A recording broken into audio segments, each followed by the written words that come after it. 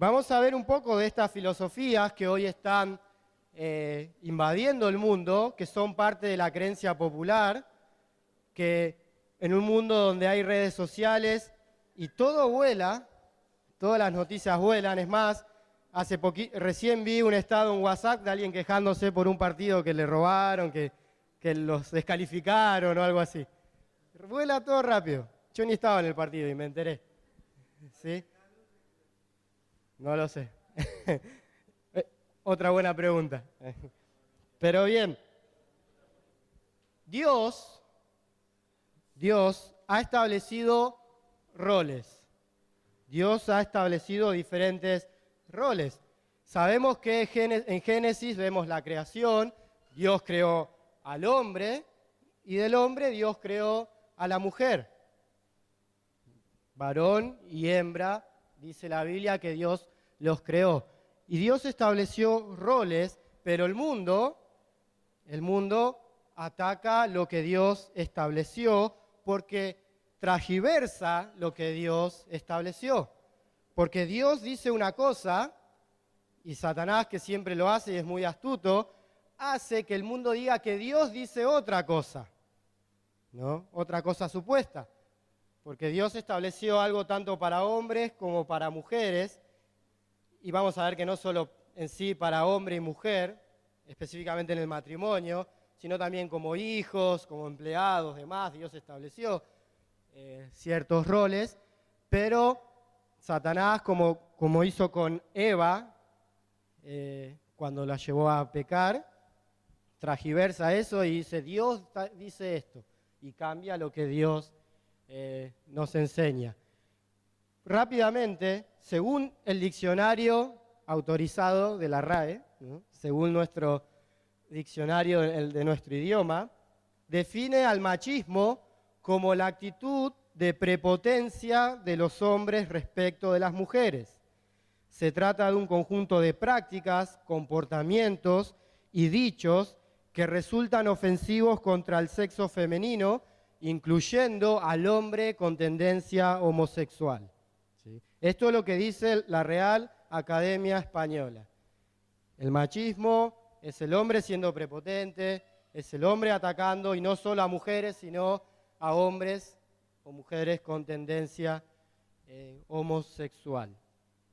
El feminismo, la RAE dice que es la ideología que defiende que las mujeres deben tener los mismos derechos que los hombres. Bien, eso es lo que dice ambas definiciones de nuestro diccionario. Una mujer norteamericana de nombre Elizabeth, no voy a decir el apellido, que vivió en el siglo XX, dijo esto: la Biblia y la Iglesia han sido los mayores obstáculos en el camino de la emancipación de la mujer. La Biblia y la Iglesia han sido los mayores obstáculos en el camino de la emancipación de la mujer. Y un periodista español, contemporáneo nuestro, ya muy grande, llamado Raúl del Pozo, dijo lo siguiente: a las Sagradas Escrituras, habría que llevarlas al Tribunal de la Haya, porque es un libro machista. Porque es un libro machista. Y eso es lo que cree el mundo, ¿no? Dios estableció algo y el mundo transgiversa eso y dice, no, Dios dijo esto, y ataca lo que la Biblia dice, cambiando eso y definiendo al machismo y atacando al machismo, algo que está mal. El machismo está mal, el feminismo está mal, ambas cosas no son buenas, no son agradables delante de Dios, porque no tienen que ver con los roles que Dios estableció para cada uno. Para cada uno. Y vamos a contestar algunas preguntas que van muy bien con lo que tenía preparado. Estas son varias y están buenas. Dice, ¿el feminismo debería ser apoyado en algún sentido? ¿El feminismo debería ser apoyado en algún sentido? Creo que no. Creo que no, porque lo que hace el feminismo es agarrar lo que Dios estableció cambiarlo. Y ojo, y también es culpa del hombre, el hombre pecador, el hombre inconverso, que no cumple con el rol que Dios le dio. Entonces, en el supuesto rol que cada uno tiene, la mujer dice tratar de defenderse, ataca al machismo, que el machismo está mal, pero lo hace diciendo que la mujer no debe someterse para nada, para nada.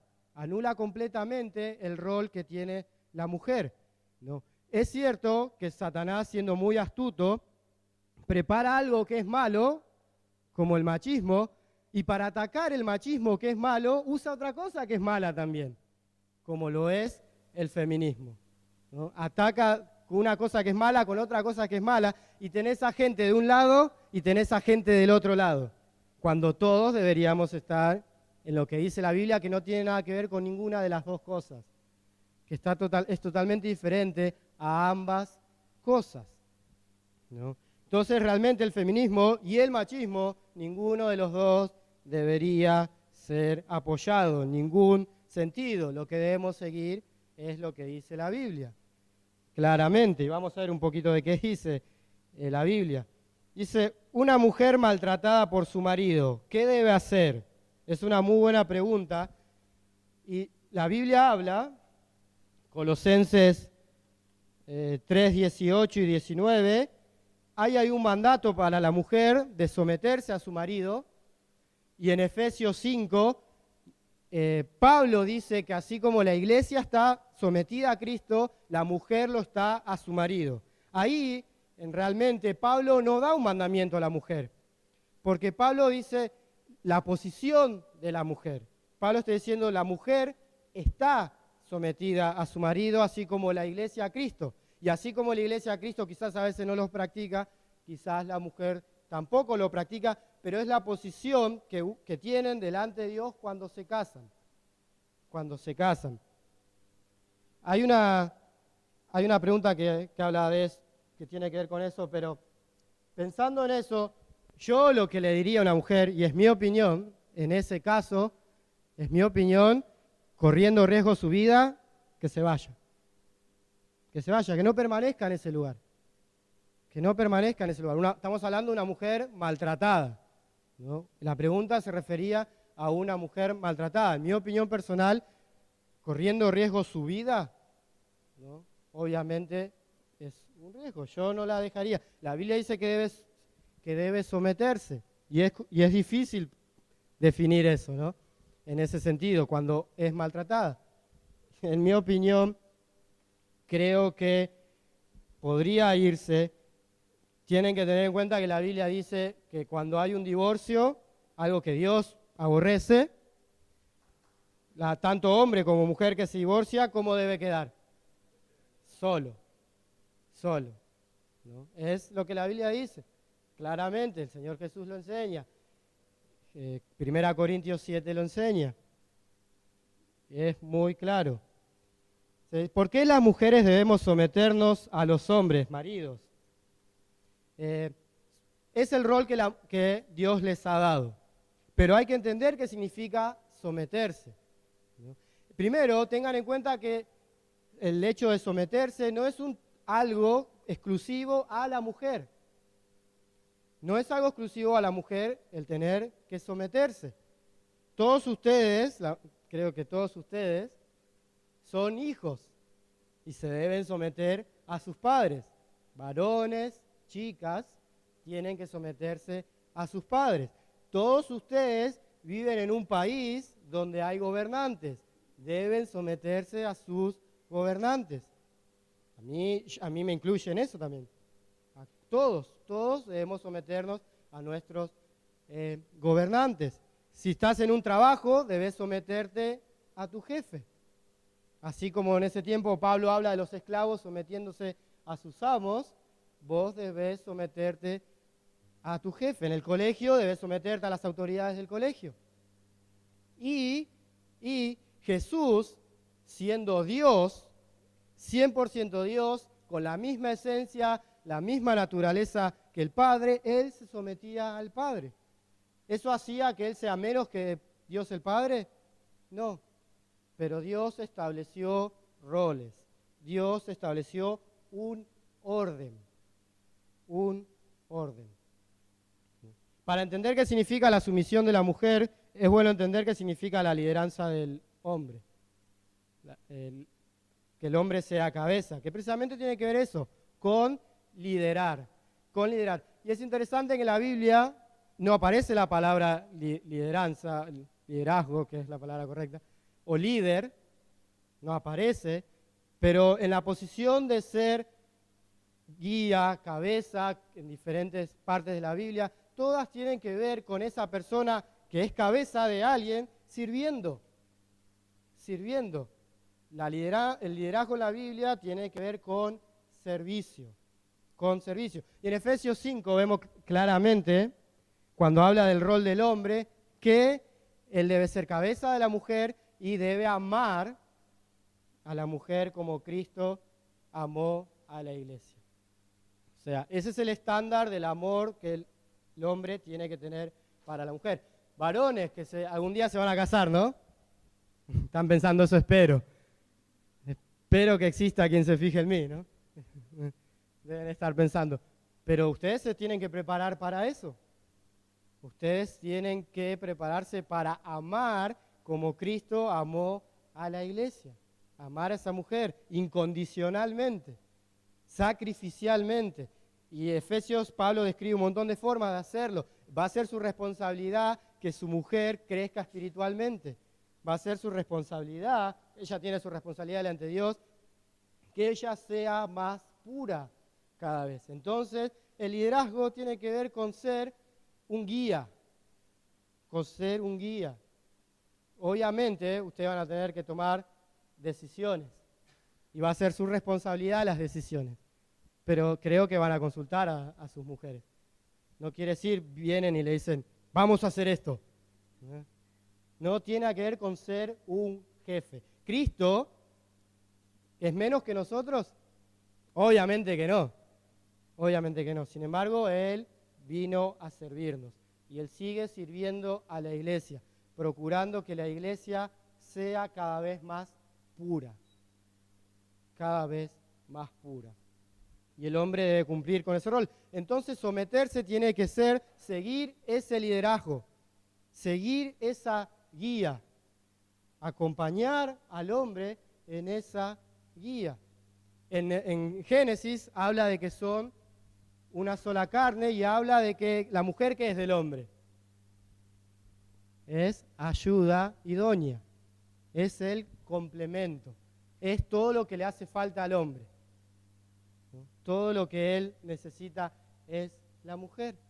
Y la sabiduría de Dios, en el plan de Dios, Dios estableció esos roles para que haya orden, para que haya un orden, porque si no sería un caos. Si no, realmente sería un caos, como lo es en la sociedad. Si no habría gobernantes, ¿qué habría? Anarquía. Sería un caos. Cristo se somete a Dios, a Dios el Padre, por eso no es menos. La sumisión no significa ser esclavo y no es para débiles, porque lo que el mundo quiere implementar es eso, que cuando una mujer se tiene que someter, es débil. La estás tratando de débil o ella se pone como débil. No tiene nada que ver con eso. Jesús se somete al Padre. Hijos se deben someter a sus padres. Siervos, trabajadores a sus amos. Si vos lees, y una vez Javi predicó esto y fue buenísimo, Apocalipsis al principio, ves lo que es Cristo. Sin embargo, Él, el Dios Todopoderoso, el Alfa y el Omega, se somete a su Padre. Y eso no lo hace débil, eso no lo hace menos. La sumisión no significa callarse. En ningún lugar se enseña que cuando la mujer debe someterse al marido, tiene que guardar total silencio. Debe respetar a su marido, dice Efesios, y en esa sumisión debe seguir su lideranza y debe respetar la lideranza del marido, pero no significa callarse. Significa apoyarlo, significa decirle, me parece que quizás es mejor esto, en vez de hacer lo otro. Con respeto, con amor, como el marido debe liderar con respeto y con amor a la mujer, de la misma manera. Es más, Proverbios 31, que habla de la mujer virtuosa, dice que ella abre su boca con sabiduría. No dice que está callada, dice que abre su boca con sabiduría. No quiere decir que la mujer debe estar totalmente metida en su casa y hacer todas las cosas de la casa y nada más. Porque la mujer virtuosa en Proverbios 31 hacía un montón de cosas, tenía negocios, veía que sus negocios iban bien, dice Proverbios 31. Y ahí podés ver todo que la mujer podía hacer. No significa lavar los platos solamente, lavar la ropa y cuidar a los chicos y nada más. La mujer virtuosa vemos que hacía muchas cosas. Hay una pregunta que dice, ¿cómo la mujer soltera puede cumplir el rol para que Dios la creó? Bueno, hoy deben someterse a sus padres. Hoy deben someterse a sus padres. Y tiene un poco que ver, por un poco paréntesis, los varones, creo que son espirituales, van a observar eso. Porque si vos no te sometes a tus padres hoy, no creo que te sometas a tu marido el día de mañana. Y por el otro lado, ¿no? Si las chicas ven que los varones no son personas capaces de liderar espiritualmente, no la van a poder liderar espiritualmente a ellas tampoco.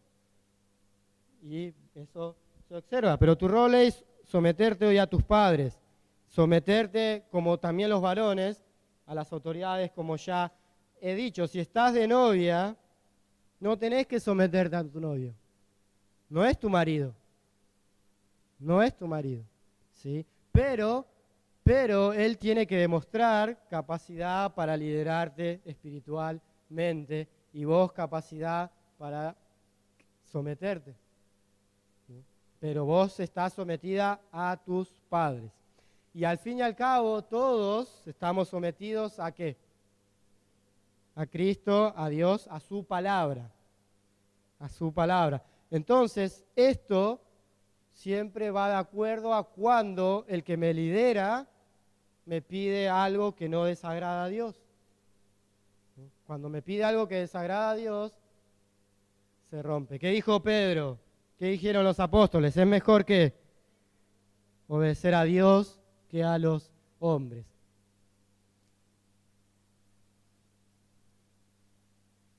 ¿Qué sería la mejor manera de explicarle a una mujer sobre la sumisión a su marido? ¿No? Hay alguien que quiere preparar a alguien, me parece. No. Es una broma, yo no sé quién hicieron las preguntas, pero es una buena pregunta, ¿no? ¿Cuál sería la mejor manera de explicarle a una mujer sobre la sumisión a su marido? Esto creo que va a depender de quién lo hace con quién, ¿no? ¿Quién lo hace a quién? Creo que es complicado responder, pero obviamente la iglesia se enseña toda la Biblia y se enseña sobre esto. Rudy predicó el domingo sobre esto. Yo prediqué el año pasado en Torcuato sobre este mismo pasaje, el de Efesios, donde habla sobre los roles de cada uno. ¿No? La mejor manera es mostrarle lo que dice la Biblia. Mostrarle con amor lo que dice la Biblia. Y también, pero tengan en cuenta esto, varones y chicas, el día que estén casados, ¿no? No les corresponde a ninguno de los dos en sí tratar de cambiar al otro, ¿no? ¿A quién tienen que cambiar? A uno mismo, ¿sí? A uno mismo. ¿Qué pasa si yo trato de cambiar a mi esposa y mi esposa trata de cambiarme a mí? Y estamos los dos ocupados en eso. ¿Cambia alguien?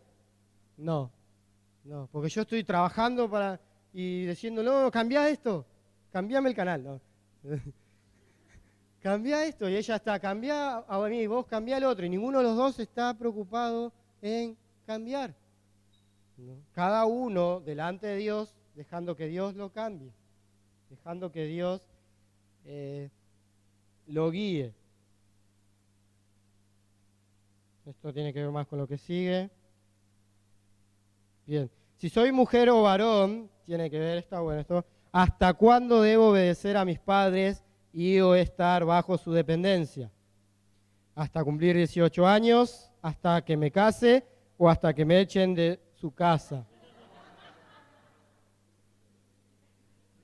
Tienes razón. Quizás hay más opciones, ¿no? Pero, ¿eh? ¿Quién dijo algo por ahí? Bien.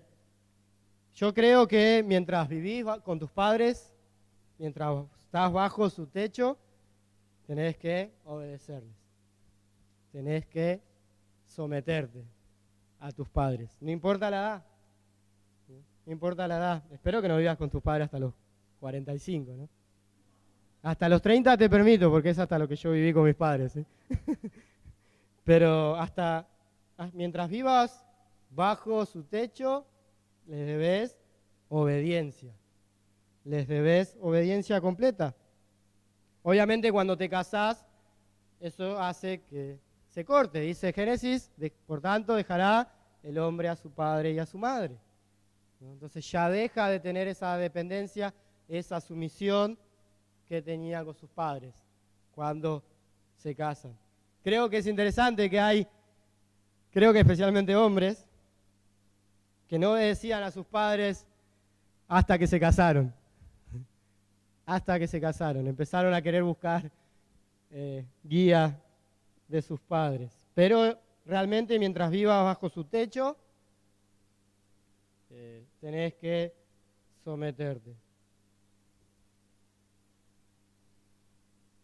Creo que en cuanto a lo primero, está todas las preguntas. Bien, entonces recuerden, primero, chicas, el término, la posición de sumisión no es exclusivo a las mujeres. No es algo exclusivo a las mujeres. Hombres deben someterse a sus padres hasta que se casan, siempre debemos someternos a las autoridades, a nuestros jefes y a Dios. Y a Dios. Cristo se somete a Dios y no es menos, a Dios el Padre, ¿no? Dios estableció roles para que haya un orden. Para que haya un orden. Y vivimos en un mundo que dice que eso es machista. Hay machismo en el mundo y no está bien, pero lo que dice la Biblia es sabiduría, es la voluntad de Dios. Es lo que Dios estableció para dar un orden y que todo se establezca como Él quiere. Obviamente como hombres lo arruinamos, ¿no? Como hombres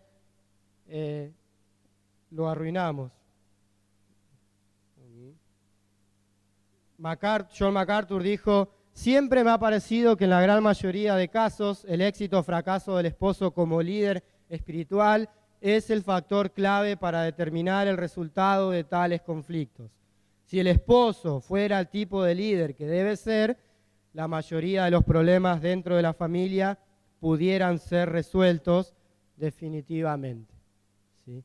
Si los maridos fueran los líderes que deben ser, se solucionarían mejor los problemas, ¿sí? Y hombres, liderar no quiere decir ser tirano, ser un déspota, como dijo Rubí el domingo en Torcuato, no ser el gran jefe, ¿no? Sino significa guiar, dirigir con amor, amando a las esposas. Así que, varones, no tiene nada de malo hacer algo para las mujeres, ¿no? Lavar los platos, ¿no? Yo sé que a mi esposa le gusta que yo haga eso, ¿no? Lavar los platos. Creo que su sueño es levantarse y que yo haya limpiado toda la casa, pero yo la ayudo en casa, no es que le digo, hacé todo vos, yo me voy a encerrar en mi oficina a estudiar porque tengo que predicar el sábado en Dulos. No, la ayudo en casa. Y no quiere decir eso que el hombre deja de liderar. Es más, Jesús también lideró con el ejemplo. Con el ejemplo. Así que hombres, prepárense para eso. Prepárense para ello. Y hoy, chicas no deben someterse a los chicos, ni aunque estén de novias, tienen que someterse a sus padres. A sus padres. ¿Alguien se anima? Si tiene alguna pregunta al respecto? Gabriel.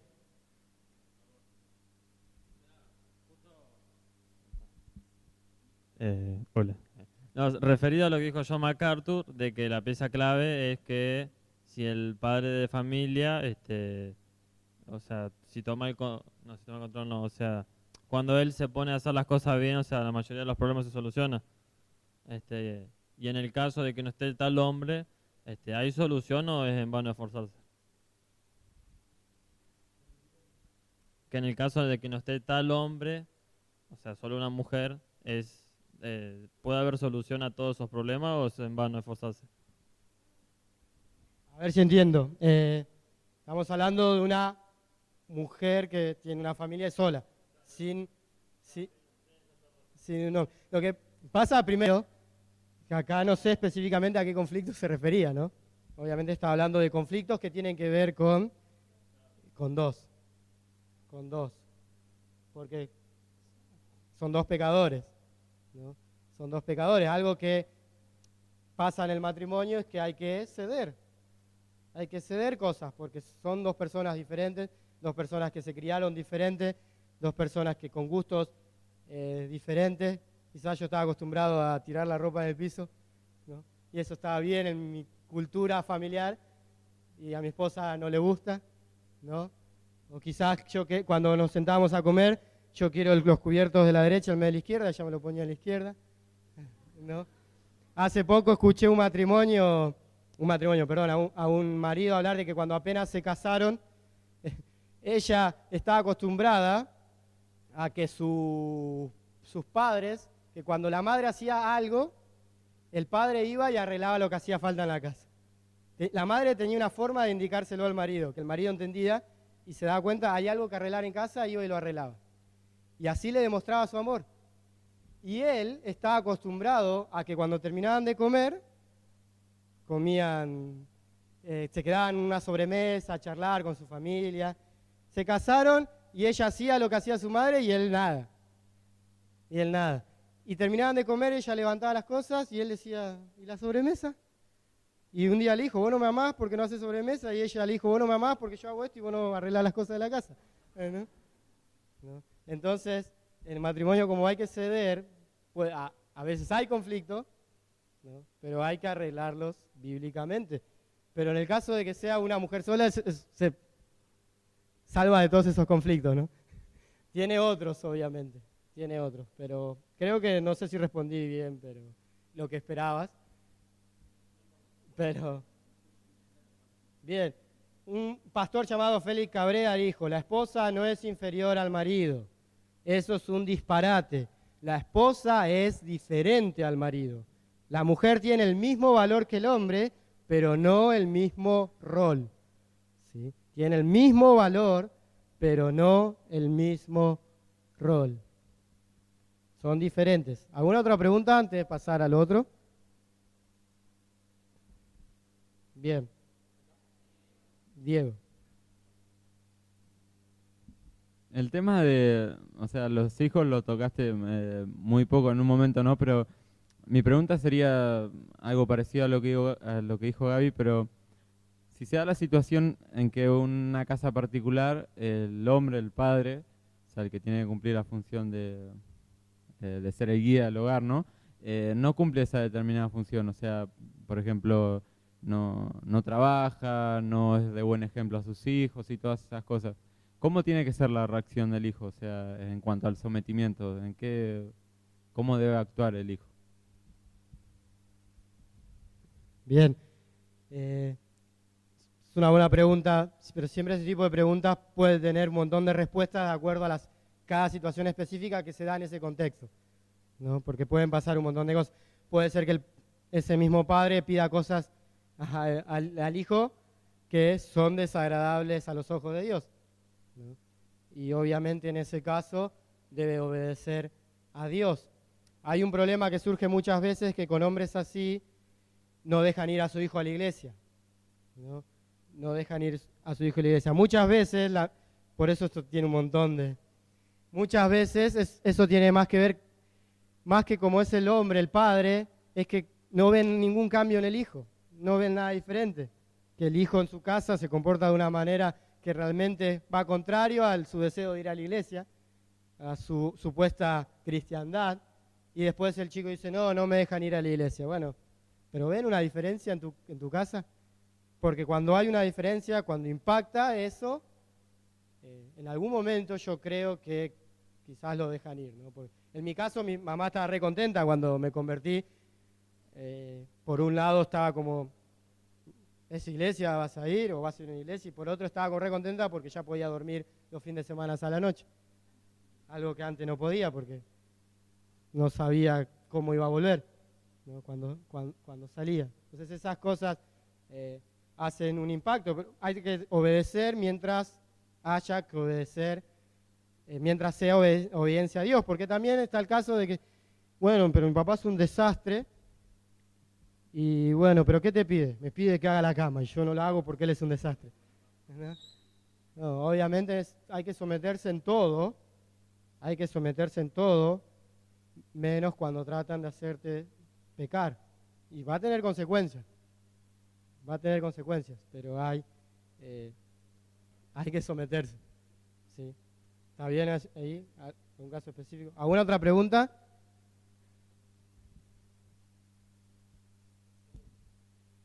¿Qué pasaría si, por ejemplo, el papá dice ser cristiano, pero no deja al hijo ir a la iglesia? ¿Qué podrías hacer? ¿Qué podría hacer uno de afuera? ¿Cómo se lo vería el padre?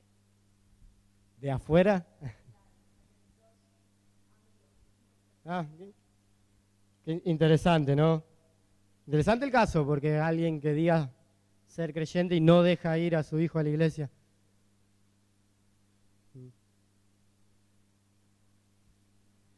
Creo que nunca he visto un caso así, ¿no? Una cosa también es ir a la iglesia, a la reunión congregacional, y otra cosa es la reunión de jóvenes. Dios nos manda a congregarnos, y es algo que debemos hacer. No hay una orden de ir a una reunión de jóvenes, pero les animo a ir a su reunión de jóvenes, porque eso va a ser un buen complemento para que ustedes crezcan, ¿no? Pero si el padre no le deja ir a la reunión de jóvenes, pero sí congregarse el domingo, tiene obviamente que respetar. Y si no lo deja congregarse el domingo, tiene que respetar y marcar la diferencia, impactar con su vida distinta y explicarle, creo, el hijo al padre por qué debe congregarse con amor, ¿sí? Explicárselo y esperar que Dios obre y orar, obviamente. Pero debe someterse. Creo que de afuera solo podés orar. Siendo un tercero, solo podés orar. Y animarla o animarla, que se siga sometiendo a su padre en todo. En todo. Porque otra vez, porque metemos después todo en la misma bolilla, ¿no? Como hijos, y no le hacemos caso después en nada. No hacemos caso en nada. Entonces debe ser sumiso a sus padres. Si no, cuando llega a cierta edad, puede uno salir a trabajar, su propio techo, mantenerse y ahí poder congregarse libremente, ¿no? Creo que debe tener paciencia y orar, mostrarle un testimonio a su padre, un muy buen testimonio, y otra vez explicarle con amor la importancia de que se congregue, ¿no? No está mal que un hijo con amor le hable a su padre en cuanto a algo de la Biblia, cuando ve una falta en su padre. Siempre con amor, con respeto, y en el marco que eso está acompañado por un testimonio de obediencia a Dios en todo lo demás. Porque si no, causa conflicto de, bueno, por un lado me decís esto, pero por otro lado haces lo otro. Creo que es lo que deberían hacer. Bien, vamos a pasar al otro. Perdón, si después quieren hablar personalmente de algún tema específico en cuanto a esto, no hay problema, pueden hablar con cualquiera de los líderes, ¿sí? Menos conmigo. Bien. Bueno, parte de la definición de machismo habla de algo que cada vez está más instaurado en la sociedad, que es el ataque al homosexual, ¿no? Que es algo que está mal y algo que la Biblia de manera déspota, discriminatoria supuestamente, prohíbe. Es interesante, primero, tenemos que entender, otra vez Génesis, Dios, ¿qué creó para el matrimonio? Dijo, hombre y mujer. Fue claro, Dios fue claro, dice en el principio, y ahí es cuando Dios creó el matrimonio. Cuando Jesús está hablando de eso, está hablando del comienzo de la raza humana y el comienzo del matrimonio. Dice, varón y hembra los creó. Varón y hembra los creó. Porque son, en todo sentido, el complemento perfecto. Dios lo creó así, ¿no? Son el complemento en lo emocional, son el complemento en lo espiritual, son el complemento en lo físico, el uno del otro, ¿no? Y he escuchado un montón de razones para dar a los homosexuales por qué está mal, pero en primer lugar obviamente está mal porque Dios estableció a los matrimonios que sean así, hombre y mujer. Y también porque Dios en su palabra lo establece. Levítico 18:22, Dios dice al hombre, no te acostarás con varón porque es abominación a Jehová. Dios lo abomina. Dios le da asco. Para Dios es pecado. Y le da asco como cualquier pecado. Es desobediencia a Dios. Bueno, Romanos 1:18-32, ¿no? Habla del hombre que, sabiendo que hay un Dios, lo rechazó, puso ídolos, imágenes de animales para ponerlos en el lugar de Dios, y eso como consecuencia lo llevó al hombre a tener una mente depravada. Tanto dice que la mujer dejó su uso natural, yendo con mujeres. Dios lo rechaza, Dios lo aborrece totalmente. 1 Corintios 6:9 dice que ningún homosexual heredará el reino de los cielos. Y hay una lista más amplia ahí, con más cosas, son pecados, ¿no? Está diciendo que no van a heredar el reino de los cielos. Dios rechaza totalmente eso, Dios lo aborrece. Y obviamente, físicamente, podemos decir, genéticamente, va acompañado con lo que Dios dice. Es obvio, ¿no? Cuando una mujer concibe, el bebé es o es XX o es XY, no hay otra forma. Es así, científicamente es así. No hay 29 opciones más, como dice el hombre. Creo que supuestamente hay 31 diferentes géneros, dicen ahora. 31 diferentes géneros. Hay 2. Y científicamente es así. ¿Por qué? Porque Dios nos creó así. Y eso va compatible con como Dios nos creó. Así como somos nosotros. Quizás escuchaste esto, viste en Facebook o algo, pero alguien lo ilustró de esta manera. Dejá 2 hombres en una isla, ¿no? Que sean los 2 últimos hombres de la humanidad. ¿Qué pasa con la humanidad? Se extingue, se acaba. Chao, humanidad.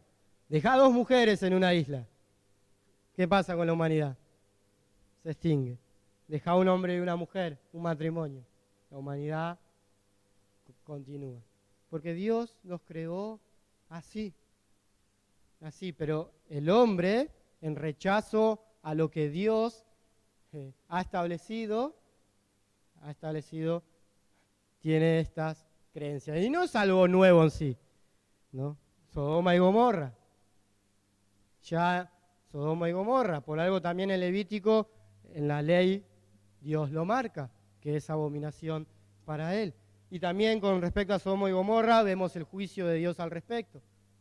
Vemos cómo Dios castiga cuando, en este caso, la ciudad estaba invadida con este pecado.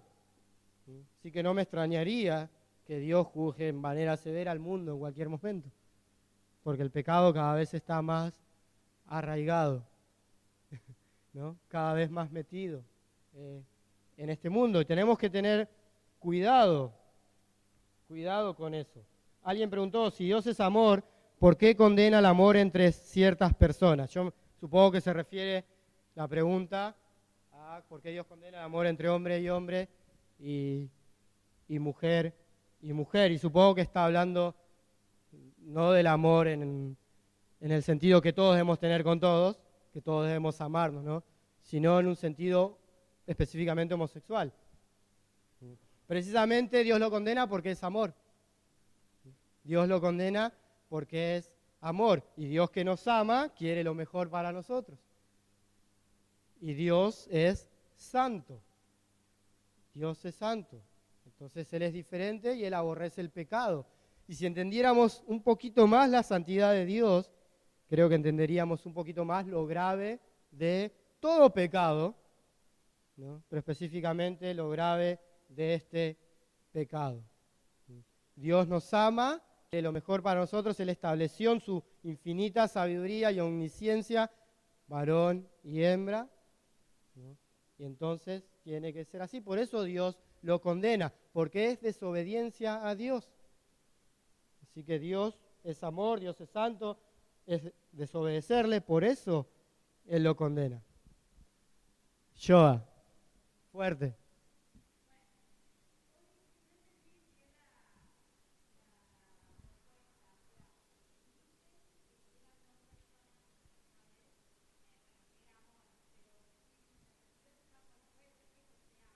No, precisamente, no dije que era amor. Dije que la pregunta creo que se está refiriendo al supuesto amor entre esas dos personas. ¿Sí? Porque dice entre ciertas personas, dice. O sea, Dios no condena, creo que el amor que se deben tener entre todos, ¿no? Pero sí ese falso amor que hay entre homosexuales. Por eso aclaro otra vez, homosexuales. Dios es amor, por eso debemos amarle a Él, porque Él nos amó primero y también debemos amarnos unos a otros. Señora.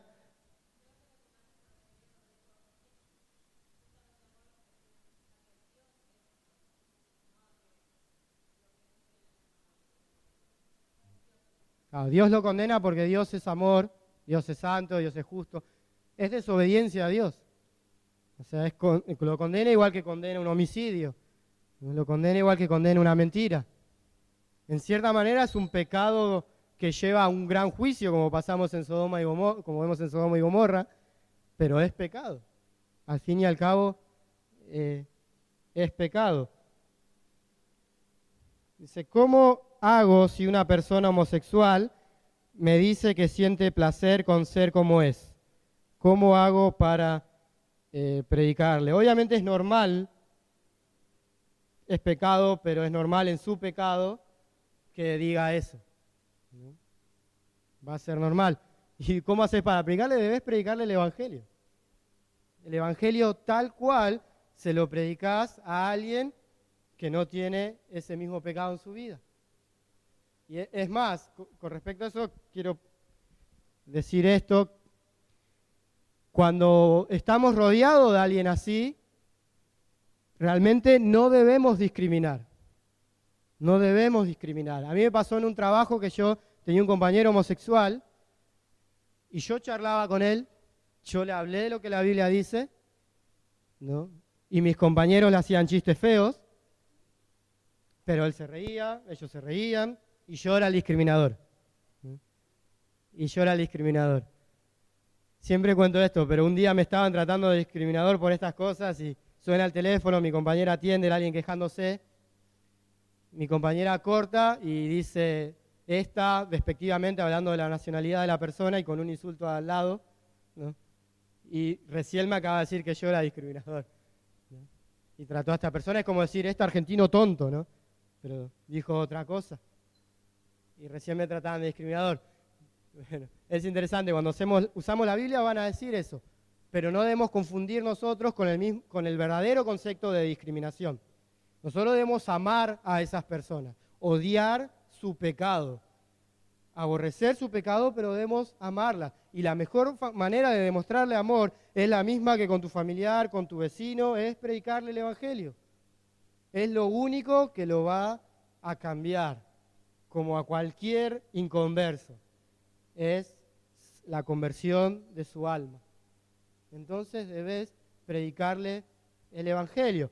Tenés que tratar de no enredarte en estas discusiones científicas, si te debate y querés hablarle de los cromosomas y de la isla, el ejemplo de la isla, etcétera, bueno, pero siempre llévalo a predicar el Evangelio. Siempre llévalo a predicar el Evangelio. No te enredes en está mal, está mal, está mal. Marcale que es un pecado, porque es parte del Evangelio. Que necesita un Salvador porque es pecador.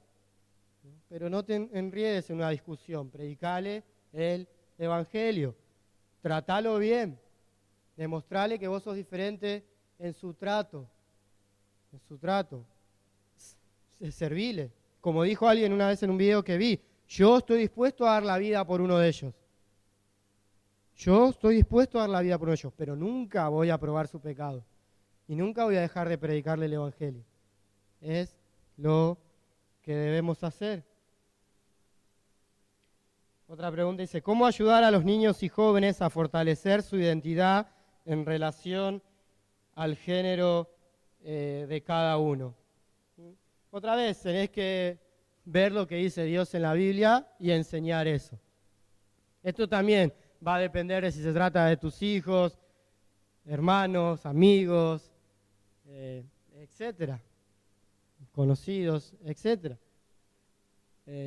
Obviamente un creyente, si se trata de enseñar esto a creyentes, un creyente lo debería tomar con sumisión a la palabra de Dios.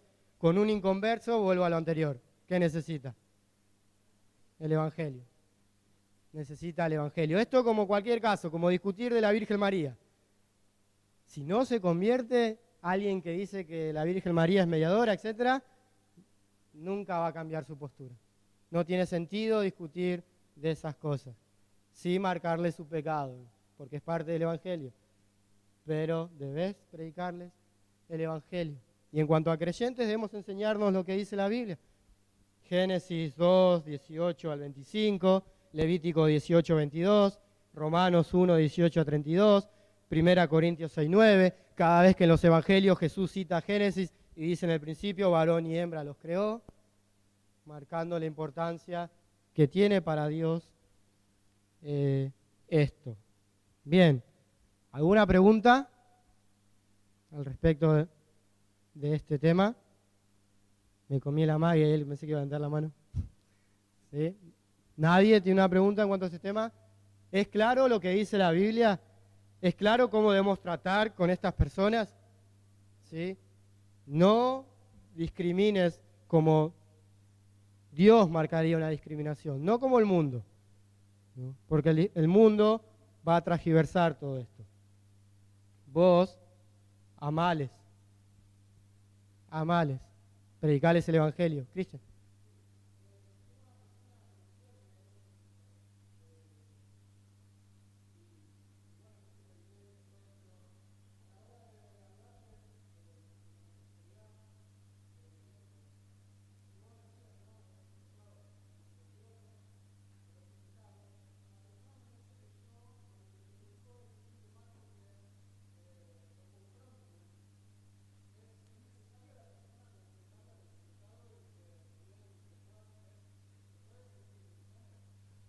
Gracias, Cris. Yo creo que vos sabés la respuesta también, pero es una buena pregunta. No, obviamente que tanto a esa persona como cualquier inconverso hay que confrontarlo con su pecado, ¿no? Necesita, primero alguien para ser salvo, necesita entender que es un pecador, porque si no, ¿salvo de qué tiene que ser?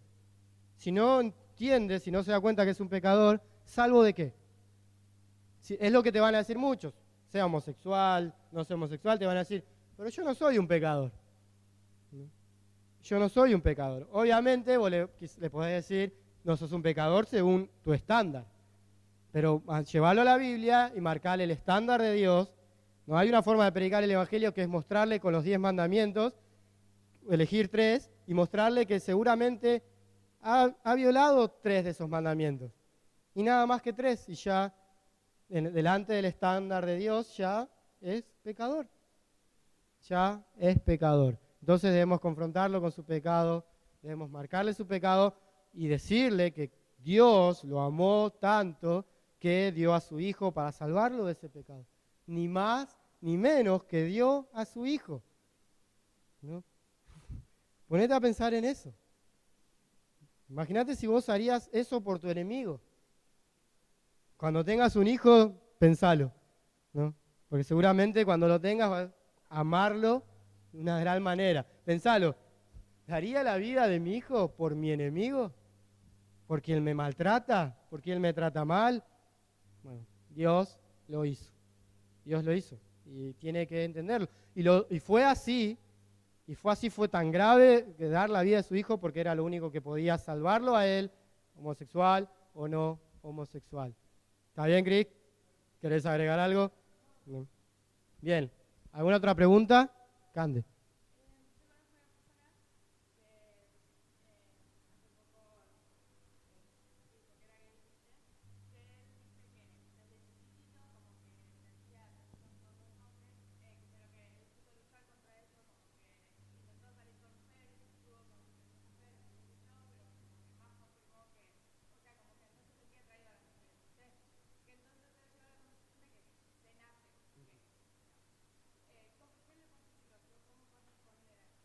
No, otra vez, a veces resulta en vano enredarse con explicaciones científicas, pero las hay, ¿no? Como esto de XY, XX, nacemos así. Dios nos ha creado así porque es compatible con lo que Dios dice en su palabra, porque es obvio, porque su palabra es la verdad. Y hay un montón, quizás hay un montón de formas que yo no las sé de poder hablarle específicamente, ¿no? Pero eso creo que por un lado demuestra claramente lo que dice Romanos 1:18 en adelante, que el hombre es inclinado a eso por su pecado. Por su pecado va a ser inclinado a eso. Y por eso no deja de ser normal dentro de los que son pecadores que lo haga desde chiquito, que sienta eso desde chiquito. Pero yo lo único que te puedo decir es, otra vez, es predicarle el Evangelio. Y obviamente si se convierte, realmente va a dejar eso, va a tener que tomar medidas para luchar contra eso, como con cualquier pecado que tenemos cuando nos convertimos. Tenemos que tomar medidas porque no es mágico que vas a dejar de pecar, vas a empezar a luchar y a tener victorias, obedecer a Dios por ser creyente. La Biblia dice que el que está en Cristo, nueva criatura es. Las cosas viejas pasaron y aquí todas son hechas nuevas. Si no hay evidencia de esa regeneración, de esa vida nueva, quizás no sea creyente, pero creo que es lo que dije antes. Yo no me enredaría en discusiones de explicaciones y ejemplos y demás. Solo le predicaría el Evangelio. Solo le hablaría de Cristo y le mostraría que Dios nos dice que es así, que los hombres van a reaccionar así, que van a tener esta actitud en cuanto a Él y rechazar lo natural, porque es lo que dice Romanos al principio. Sé que querías una mejor respuesta, pero parece tan simple, ¿no? Pero es predicar el Evangelio, es hablarles de Cristo, lo cual incluye marcarle su pecado, ¿no? Si no fuera homosexual, sería pecador igual, ¿no? Y entonces hay que marcar su pecado y predicar el Evangelio. Bien. ¿Alguna última pregunta? Mica.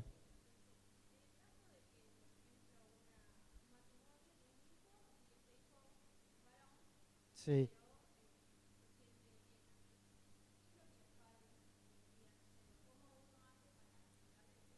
Voy a suponer que son padres creyentes, ¿no? Obviamente. Es lo mismo, yo creo que es lo mismo de predicarles el Evangelio y hablarle lo que la Biblia dice al respecto, enseñarle cómo Dios toma ese pecado, claramente la Biblia, y prohibirle, mientras esté bajo su techo, y va a ser por muchos años más, seguramente pues estamos hablando de alguien chiquito, ¿no?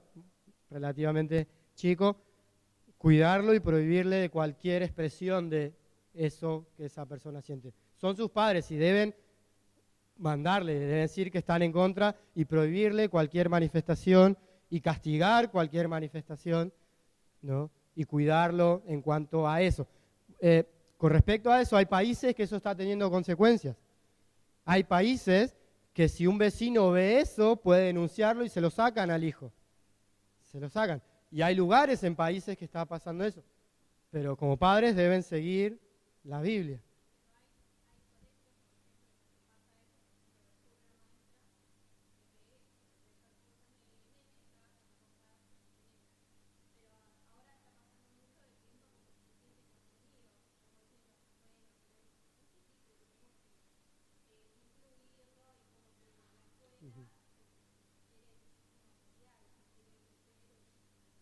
Sí, es parte de por lo que cree el mundo.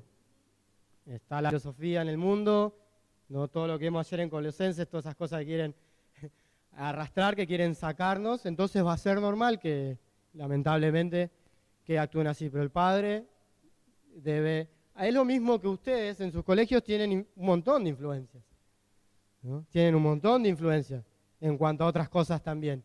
Y los padres, que son creyentes, deben tratar de enseñarles a no seguir esas influencias. Y esta es un caso más. ¿Está bien, Mica?